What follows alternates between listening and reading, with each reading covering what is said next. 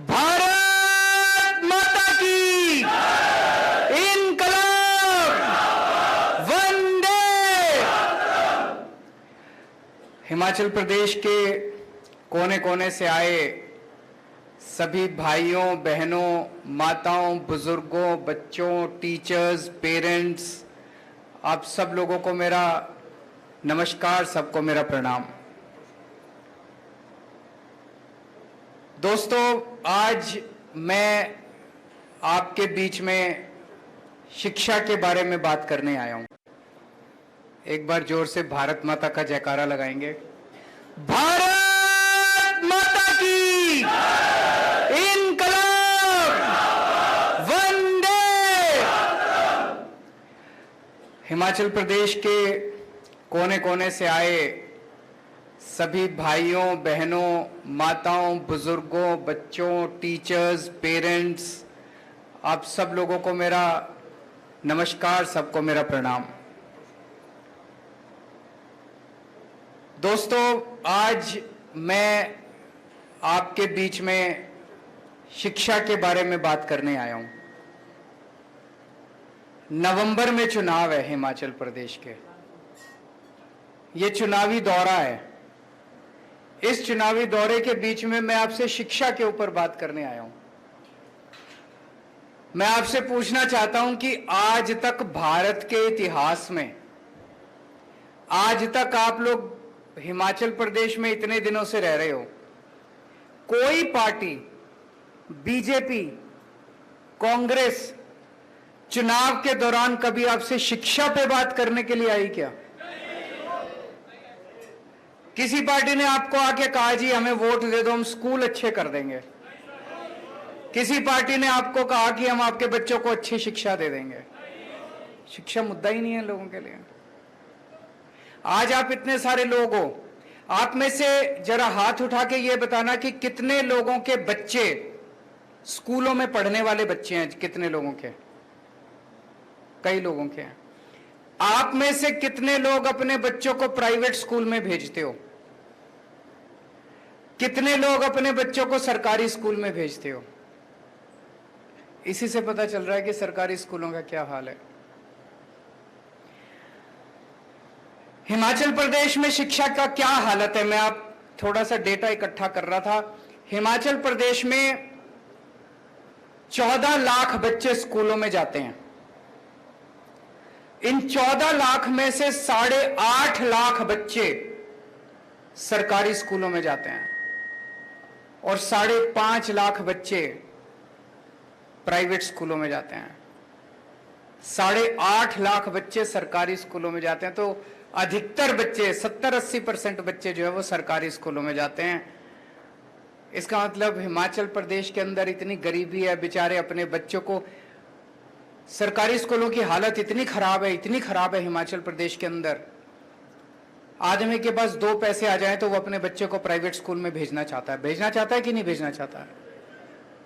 हर माँ बाप ये चाहते हैं कि मेरे बच्चे को अच्छी शिक्षा मिले। रिक्शे वाला और मजदूर भी चाहता है कि मेरे बच्चे को अच्छी शिक्षा। मजबूरी में आदमी सरकारी स्कूल में भेजता है।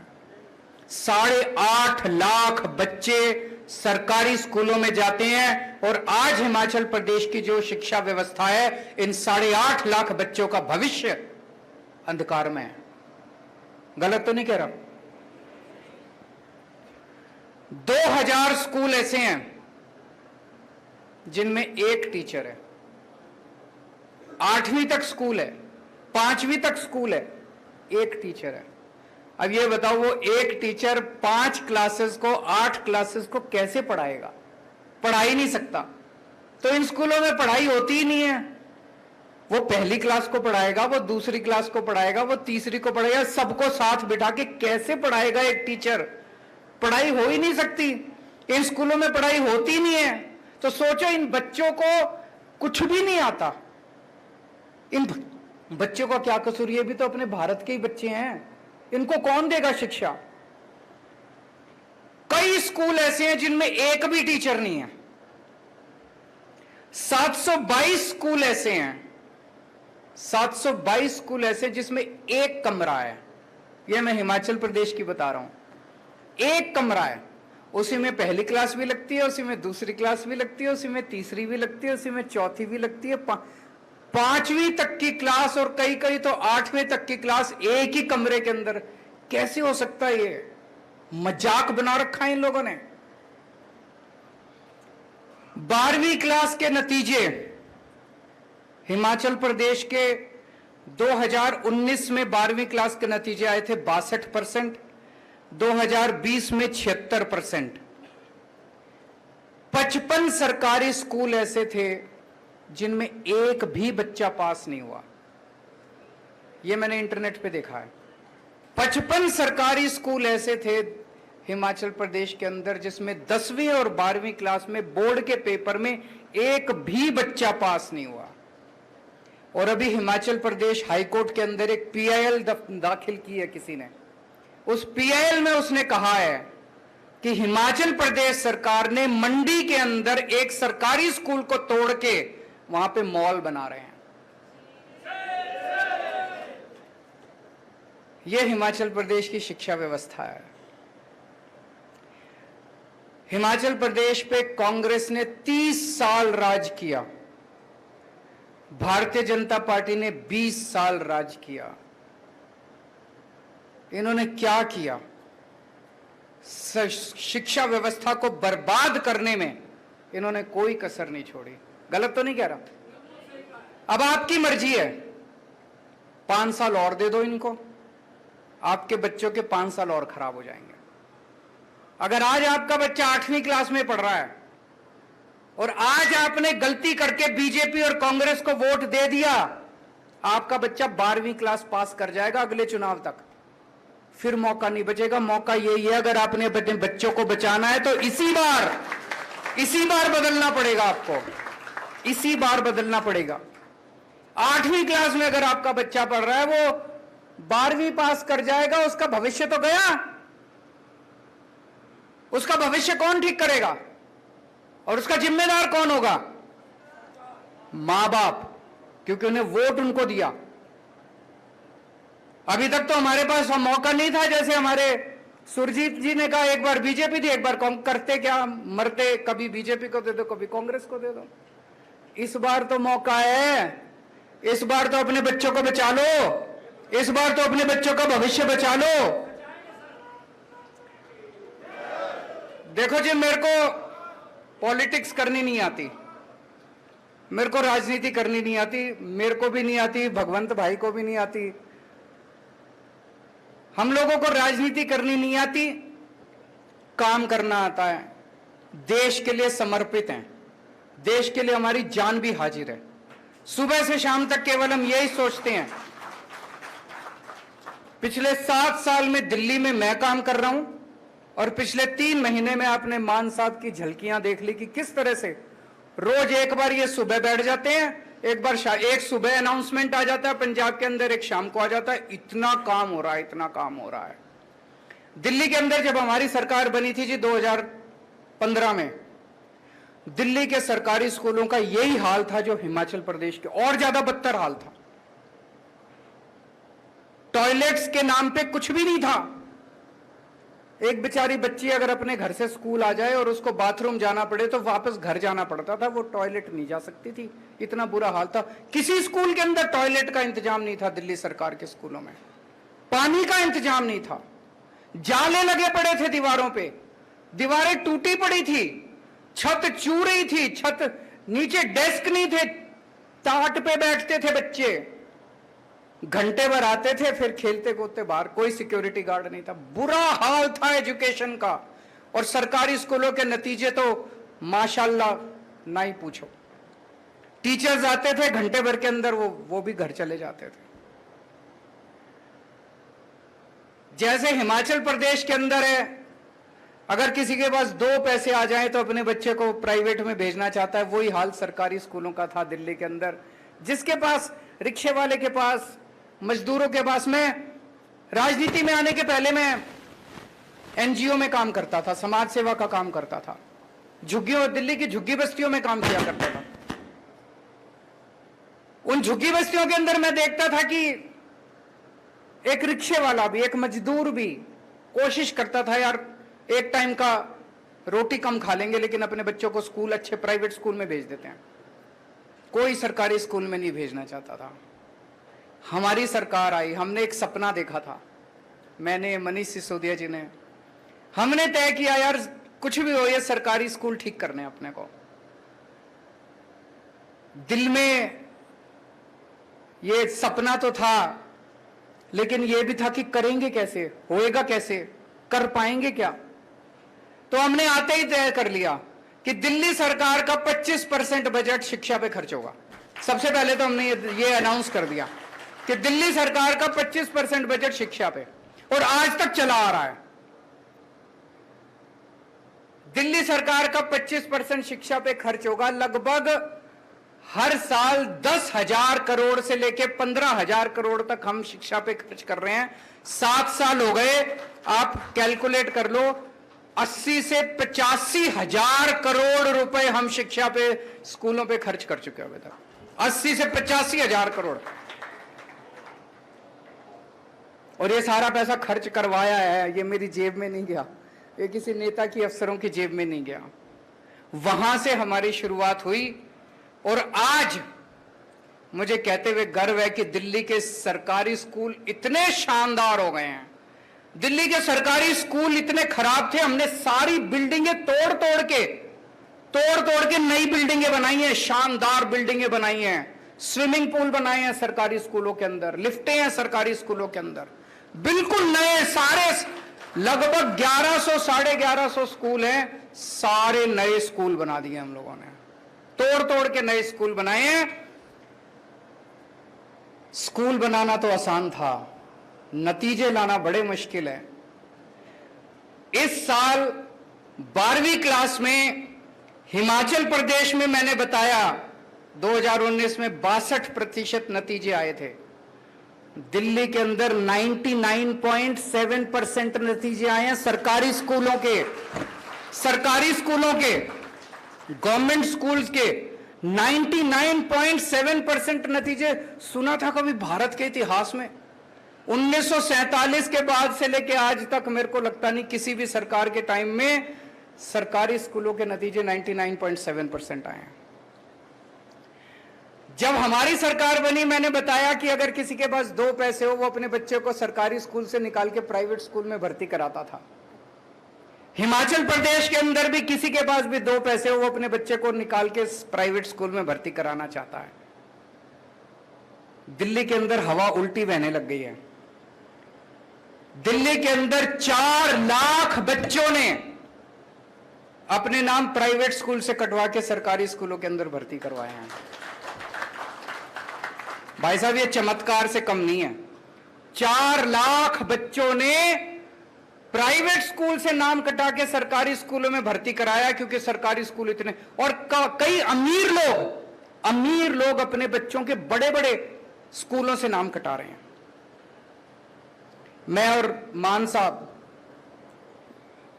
मैंने मान साहब को कहा कि अपने अफसरों को भी लेके आओ, थोड़ा सा इनका भी ओरिएंटेशन होना चाहिए, इनको भी लगना चाहिए कि दिल्ली में हमने क्या काम किया है। तो पंजाब सरकार के चीफ सेक्रेटरी, एजुकेशन सेक्रेटरी, फलाना सेक्रेटरी, ढिमका सेक्रेटरी, ये सारे मान साहब अपनी सारी फौज लेके अफसरों को आए, अफसरों की, हमने इनको स्कूल घुमाए, दिल्ली सरकार के सरकारी स्कूल। तो एक क्लास में हम घुसे तो इनका एक अफसर बच्चों से पूछता है, बच्चे क्लास में बैठे थे, उन बच्चों से पूछता है, आप में से प्राइवेट स्कूल छोड़ के कौन कौन आए? तो कई बच्चों ने हाथ उठाया, जी हम प्राइवेट स्कूल से नाम कटा के आए। तो उन्होंने एक बच्चे से पूछा, बेटा आप कौन से प्राइवेट स्कूल से आए? वो बच्चा कहता है saint Columba's. Saint Columba's Delhi का सबसे बड़ा प्राइवेट स्कूल है, सबसे, मतलब कहते हैं ना जिसमें कि एडमिशन लेना इम्पॉसिबल, सबसे शानदार प्राइवेट स्कूल है सेंट कोलंबस से भी, डीपीएस से भी, इधर से भी उधर से भी लोग अपने बच्चों के नाम कटा के सरकारी स्कूल में भर्ती करा रहे हैं। आज अगर कोई मेरे से पूछता है, अरविंद जी 7 साल में आपने सबसे अच्छा काम क्या किया? भाई साहब, हमने बच्चों के 16 लाख बच्चे मेरे सरकारी स्कूलों में पढ़ते हैं, इन 16 लाख बच्चों की मैंने जिंदगी बना दी। अब आपसे एक मौका मांगने आया हूं, ये 8.5 लाख बच्चे जो सरकारी स्कूलों में पढ़ रहे हैं, इनकी भी जिंदगी बनानी है कि नहीं बनानी है? चाबी आप लोगों के हाथ में, आप ही कुछ कर सकते हो। आ रहा हूं मैं। अब मैं आपको बताता हूं, आईआईटी का नाम सुना है सब लोगों ने? आईआईटी है Indian institute of technology, engineering college है। उसमें एडमिशन लेना बहुत मुश्किल है। सबसे बेस्ट इंजीनियरिंग कॉलेज है, देश में नहीं पूरी दुनिया के अंदर उनका नाम माना जाता है। पहले 100 दुनिया के इंजीनियरिंग कॉलेजेस में आईआईटी आते हैं हमारे देश के। मैं भी आईआईटी से हूं। बड़ा मुश्किल है, मेरे को पता है मैं कितनी मेहनत करी थी, मैंने कितने रात दिन पढ़ना पड़ता है, बड़ी मुश्किल है। बड़े आपको जान के ताज्जुब होगा जी, पिछले 2-3 साल से 400 से ज्यादा बच्चे हर साल हमारे आईआईटी की परीक्षा पास कर रहे हैं, सरकारी स्कूलों के, गवर्नमेंट स्कूल के। हिमाचल प्रदेश के अंदर 55 स्कूल ऐसे हैं जिसमें एक भी बच्चा 12वीं पास नहीं कर रहा। दिल्ली के अंदर दिल्ली सरकार के स्कूलों के 400 बच्चे आईआईटी की परीक्षा पास कर रहे हैं। ये बड़ी बात है, बहुत बड़ी बात है। और मैं एक उदाहरण देना चाहता हूं। एक बच्चा है राजीव राय, इसका इस साल आईआईटी गुवाहाटी में मैकेनिकल इंजीनियरिंग में एडमिशन हुआ है। आईआईटी गुवाहाटी में मैकेनिकल, सरकारी, हमारे दिल्ली सरकार के 12वीं क्लास से पास हुआ, उसने परीक्षा दी और उसको आईआईटी गुवाहाटी में मैकेनिकल इंजीनियरिंग। उसके पिताजी एक छोटे से मैकेनिक हैं।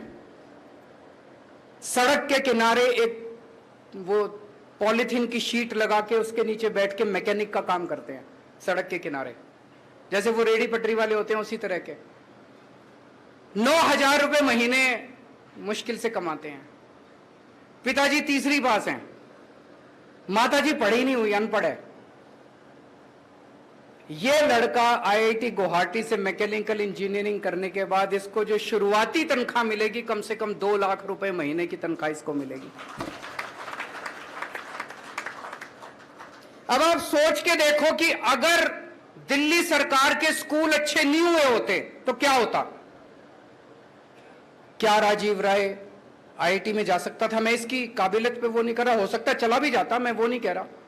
लेकिन जो सुविधाएं मिली और जो कुछ मिला, क्या राजीव राय जैसे इतने बच्चे जो आज इंजीनियरिंग कर रहे हैं, क्या वो जा सकते थे? नहीं जा सकते थे।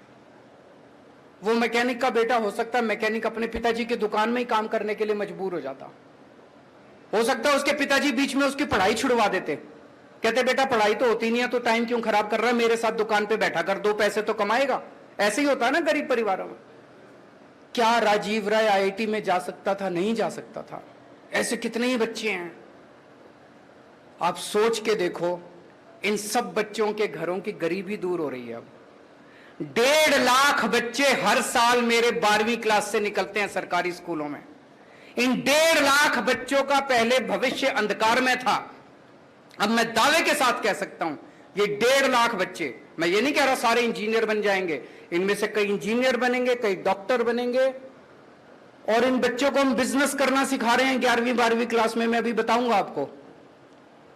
एक भी बच्चा बेरोजगार नहीं रहने वाला, एक भी बच्चा बेरोजगार नहीं रहने वाला, मैं शर्ती आपको बोल देता हूं। ऐसा तैयार कर रहे हैं हम इन बच्चों को। 1.5 लाख बच्चे, गरीबों के बच्चे, इन बच्चों का भविष्य बन गया। हमने अब हमारे स्कूल तो बहुत अच्छे हो गए।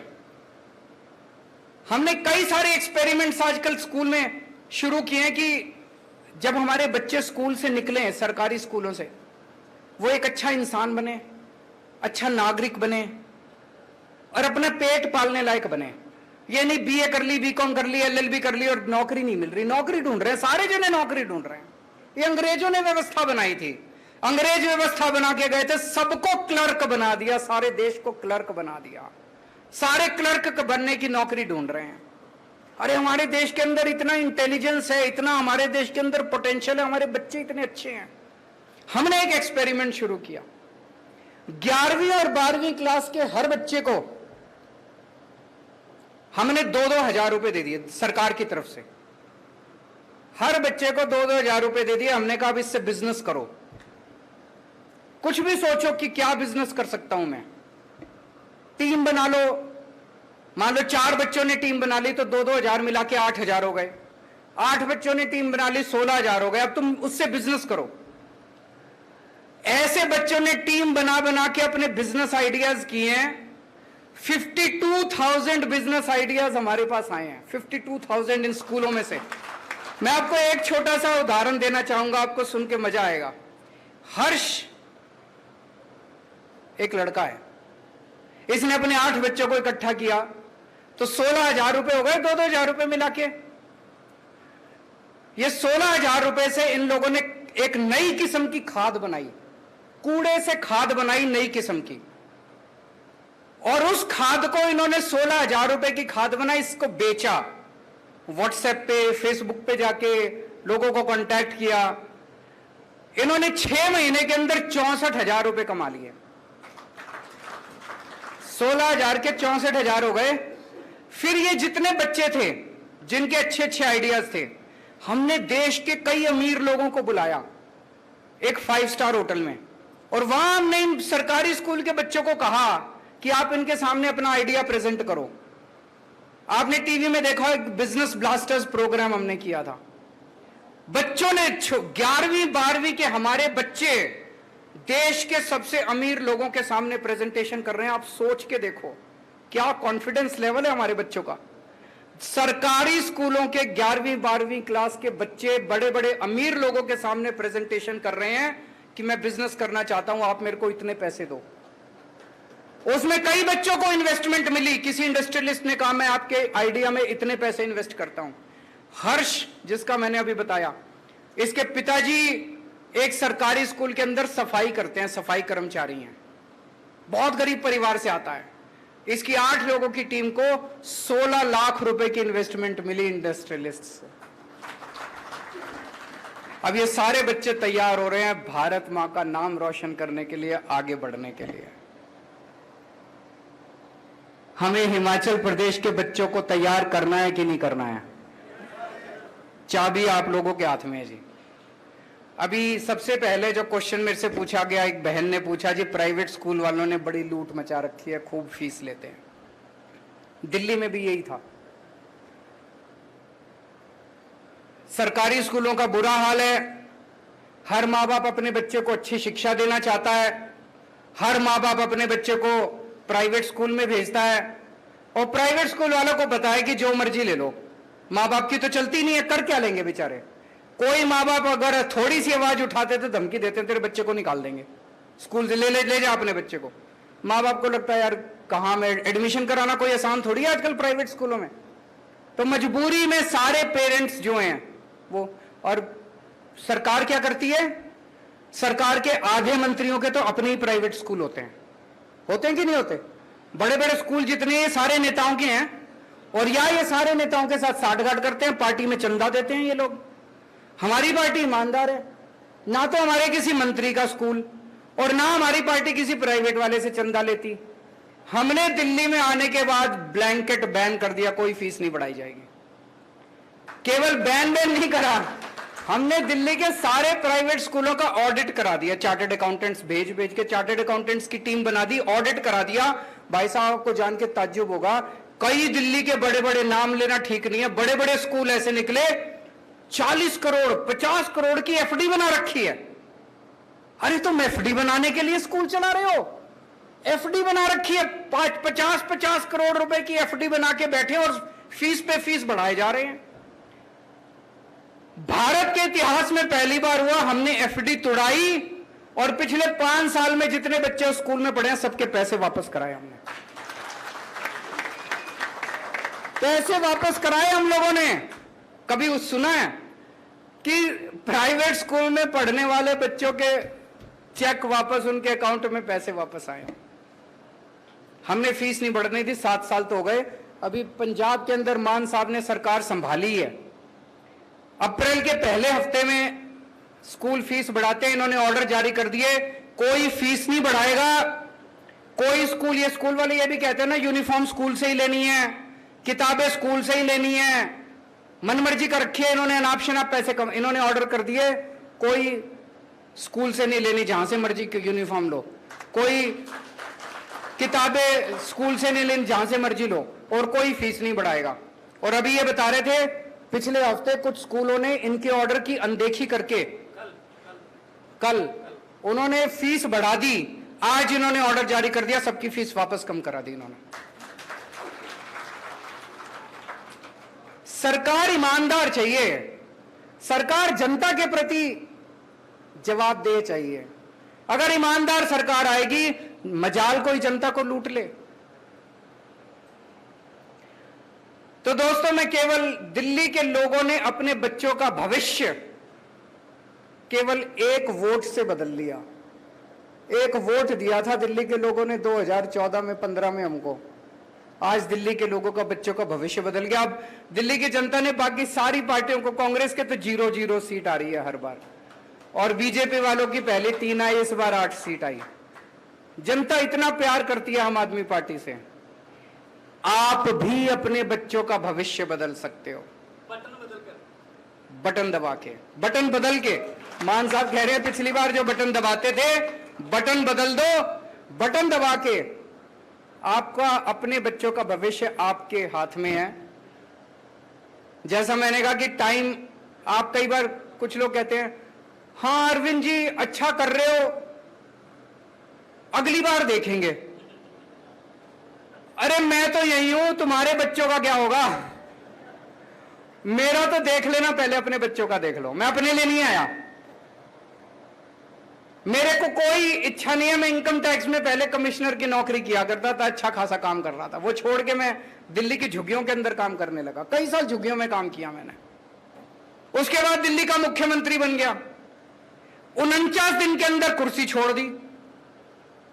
मेरे ख्याल से दुनिया के इतिहास में पहला एक मूर्ख मुख्यमंत्री मैं ही होऊंगा जो 49 दिन के अंदर।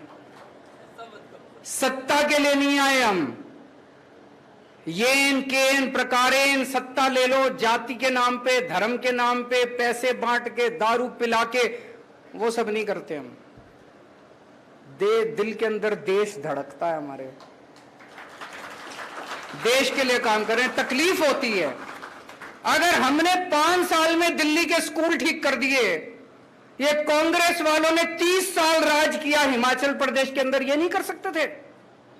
20 साल बीजेपी ने राज किया, ये नहीं कर सकते थे। अब ये आके कहेंगे एक और मौका दे दो। हम आपसे एक और मौका नहीं मांगेंगे, हम तो कह रहे हैं बस एक ही मौका दे दो, दोबारा मत देना। एक ही मौका दे दो, दोबारा मत देना।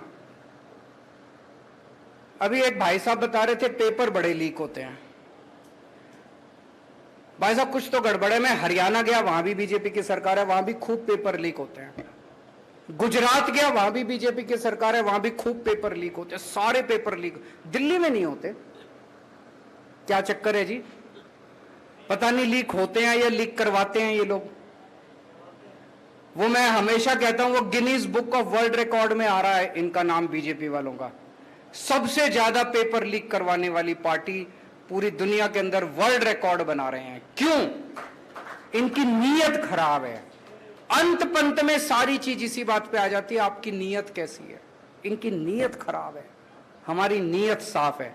हमारे पेपर लीक नहीं होते, इनके सबके पेपर लीक हो जाते हैं। तो दोस्तों, मैं आपको अच्छी शिक्षा दूंगा, आपके बच्चों को रोजगार दूंगा, इस बात पे वोट मांगने के लिए आया हूं। और आज मैं चैलेंज करता हूं इन सारी पार्टियों को, हिम्मत है तो तुम शिक्षा के नाम पे वोट मांग के दिखा दो। हिम्मत है तुम रोजगार के नाम पे वोट मांग के दिखा दो। मैं शिक्षा के नाम पे, स्वास्थ्य के नाम पे, इसके नाम पे वोट मांगने के लिए आया हूं। जैसा मैंने कहा, मेरे को राजनीति करनी नहीं आती, पॉलिटिक्स करनी नहीं आती। आपको गंदी राजनीति चाहिए, उनके पास चले जाना। आपको भ्रष्टाचार चाहिए, उनके पास चले जाना। आपको दंगे चाहिए, उनके पास चले जाना। आपको गुंडागर्दी चाहिए, उनके पास चले जाना। अगर आपको अपने बच्चों का भविष्य बनाना है, मेरे पास आ जाना। मैं गारंटी देता हूं एक एक बच्चे का भविष्य बना दूंगा। तो दोस्तों, आपने इतना मौका उन लोगों को दिया, 30 साल कांग्रेस को दिए, 20 साल बीजेपी को दिए, एक मौका हमें भी देके देख लो, हम भी उतने बुरे नहीं हैं। भारत